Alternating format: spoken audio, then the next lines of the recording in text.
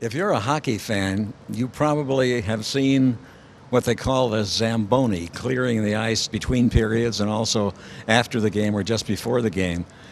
We're here at the UPMC Lemieux Sports Complex in Cranberry Township, and the ice right behind us is the ice that was just used a few minutes ago by the Pittsburgh Penguins during a practice session.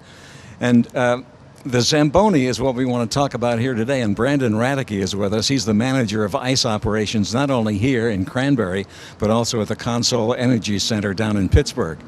Now, Brandon, this is an amazing machine right here. How often do you have to use it when there's a game going on? Well, for games, we try and clear it every 3 periods for the periods for the older kids. But typically in our situation here at the youth side of it, we'll make ice every hour to hour and a half. But it gets used on a typical day. We'll make ice 15 to 16 times a day here. Now, this is an amazing machine. We have to maybe ask you to explain just what it is. Is this the same kind of ice machine they use in most of the professional hockey rinks around the world? This is a true Zamboni, the original, made by Frank J. Zamboni, and this is what we use in most of the facilities in the NHL. Pretty expensive piece of machinery, is it? Yeah, this one was almost $100,000, $97,000 a piece. It's a complicated machine. Just what does it do?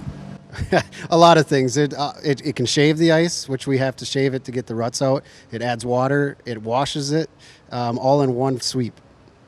So you're actually cleaning the ice, scraping the ice, and making a new layer of ice. How does it make a new layer of ice? Well, it just actually we have almost a 275-gallon tank in there that with hot flood water that it comes out the back, and it comes out smooth out of towel out of the back side of it, and that's how we put the new ice down after we scrape it with a 77-inch blade. Well, if there's any kind of an incline in the ice, obviously that's not going to work out. It's not going to be an even sheet of ice.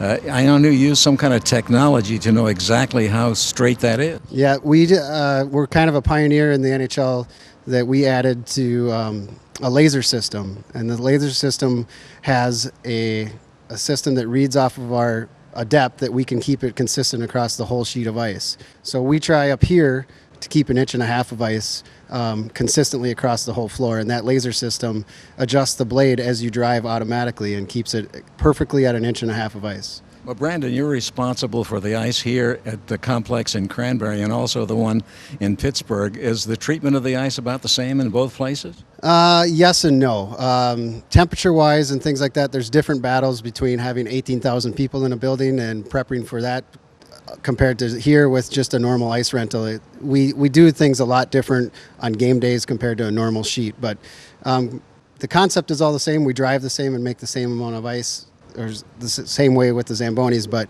the climate is a lot different in how we have to prepare for a game. So with all the people in there, obviously the temperature will be higher.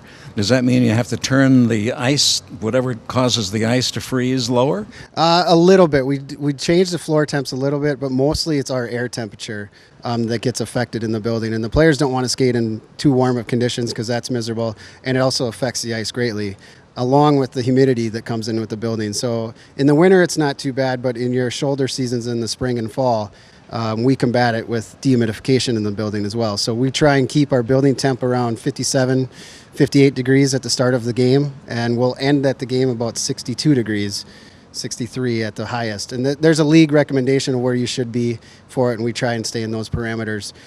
With our humidity-wise, we'll end up with a 40 to 44% RH with a dew point of around 34, 36 degrees. So. Let's talk about the Penguins themselves. They come up here and practice. They just left here a few minutes ago. They also practice at the Consol Energy Center. Are the ice conditions for them so different that they have to adjust somehow? No, and that's my goal. That's why I'm here, is to keep it as consistent as possible. Between the surfaces up here and down there, that's our goal, is keep it exactly the same so players aren't adjusting their skate sharpening and things like that. Well, watching a hockey game, there's some pretty deep gouges in the ice because of the quick stops and turns and the movement of the players themselves. Yeah. If it gets too deep, does that cause a specific problem? Yeah, and that's our goal, is not to have deep ruts, and we combat it with running our temperatures differently. And but sometimes you're going to just get ruts, and you'll see it in the middle of the play that the ref has to put some snow in there and slush and do that. I mean, you can only cut so much and lay so much water and have that freeze in time in the time frame that they give us. So yes, it doesn't cause a problem on the machine because that can do as much as you want it to do, but it works out well. How did you get started? How did you get to learn all this, and who did you work for earlier on? I started when I was in high school for where I played high school at. They needed a driver, and so I was actually 15 years old driving a Zamboni. I didn't have my license yet, but I was driving a Zamboni. And then I went and all through college I worked for a couple private rinks, and then I worked for the Minnesota Wild for 14 years and started here a year ago in January. So I've been here since this complex was halfway through construction. Brandon, good to see you. Thanks very much. We're going to talk next to Pat and maybe get a ride on that machine and see it in action to see actually how it actually works on the ice. Yeah, no problem. Pat will be your guy to do that. So let's get some detail about how this Zamboni works, what it actually does. Pat MacMurray is with us. He's an operations supervisor. How long have you been doing this, Pat? I've been doing this about 8 years now. How do you learn how to run a Zamboni? Well, the first thing I did was get a job at a local ice rink and start working there and just do it as much as you can until you end up knowing how to do it. Now, Brandon's from Minnesota. Are you from up that way, too? No, I'm from just north of here, just north of Cranberry. How do you get the job? Did you have to show how you worked it, or did you have to tell them about your experience? Well, luckily I had some experience driving some mechanical vehicles and doing some maintenance, and I got into an ice rink and just started working on them day one and started driving them and did pretty well at it, so I just kind of kept with it. Pat, tell us about the Zamboni, just exactly in detail. How does it actually work? Well, the first thing that the Zamboni does is it has a 77-inch blade on it that shaves the ice up. And on our Zambonis here, we have a laser level system that actually levels the ice as we're driving by changing the angle of the blade.